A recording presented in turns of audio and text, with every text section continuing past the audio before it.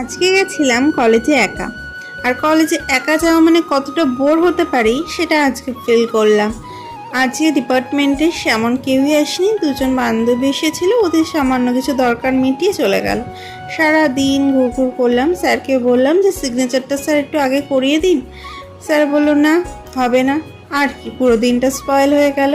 তো আমি তখন আইডিয়া খাটিয়ে ভাবলাম যে চলো একটু অ্যারেঞ্জমেন্ট করে, টাইমটা নষ্ট না করে স্যার ম্যামদের কাছ থেকে ট্রেসিং পেপার চেয়ে নিয়ে আমি একটু প্র্যাকটিক্যালে কাজ করতে লাগলাম। পুরো ঘরটা ফাঁকা আর আমি একা ছিলাম, আর একটু হট করে কিসের আওয়াজ আমি ভয় পেয়ে গেলাম।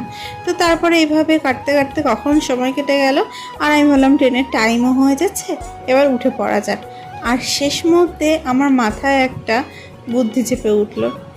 চলো একটু তোমাদের সাথে এইগুলোই শেয়ার করে নেওয়া যাক। সারা দিনটা এইভাবেই কেটে গেল। ভিডিওটা ভালো লাগলে লাইক করে দিও।